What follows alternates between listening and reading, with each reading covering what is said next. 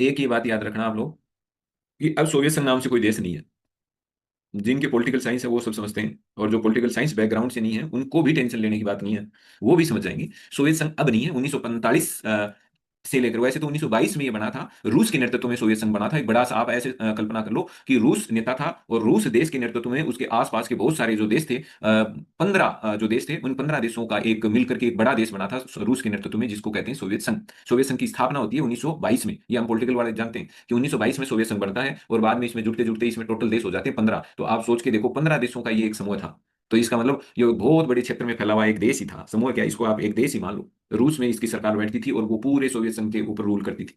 और ये 1991 तक ये देश चलता रहा। 1991 में जो सोवियत संघ था उसका विघटन हो गया, और इसमें शामिल देश अलग अलग हो गए, स्वतंत्र हो गए। और सोवियत संघ का अब जो उत्तराधिकारी है, इसका जो सोवियत संघ का, ये कह दो कि इसके सोवियत संघ के सिंहासन पर जो कौन बैठा, वो बैठा रूस। तो अब कोई सोवियत संघ नाम का देश है क्या? उत्तर है नहीं। तो 1922 से 1991 तक सोवियत संघ था। ये सोवियत संघ में मेन देश कौन था? रूस था। रूस और उसके आसपास के जो देश थे, जो साम्यवादी विचारधारा वाले थे, उन्होंने मिलकर किसको खड़ा किया था? सोवियत संघ को। 1991 में टूट गया। उस सोवियत संघ से हम बड़ा प्रभावित थे। सोवियत संघ का बड़ा असर था हमारे ऊपर। हम सोवियत संघ के जो समाजवादी जो ढांचा था उससे प्रभावित थे।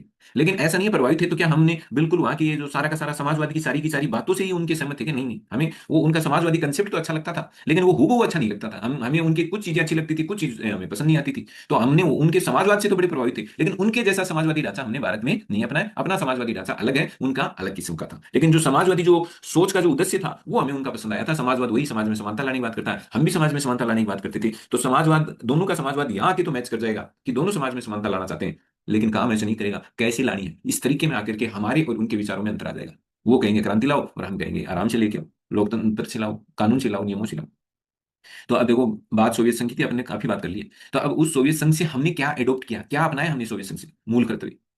तो केवल इतना है कि मूल कर्तव्य हमने सोवियत संघ से अपनाए थे, प्रभावित होकर के सन 1976 में 42वें संविधान संशोधन से उनको अपने अपने संविधान में जगह दी थी।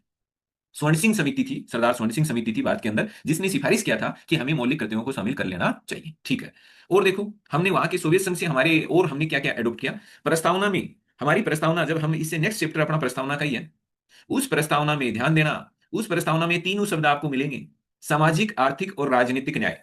सामाजिक, आर्थिक और राजनीतिक न्याय, SEP, social, economic and political justice, न्याय। ये जो तीनों आदर्श हैं, ये तीनों आदर्श का जो विचार था वो कहां से आया? सोवियत संघ से। तो ध्यान रखना आपको, सामाजिक, आर्थिक और राजनीतिक न्याय का जो आदर्श है वो हमने हमारे संविधान में कहां से अपनाया? सोवियत संघ से अपनाया। ये भी ध्यान रखना आपको।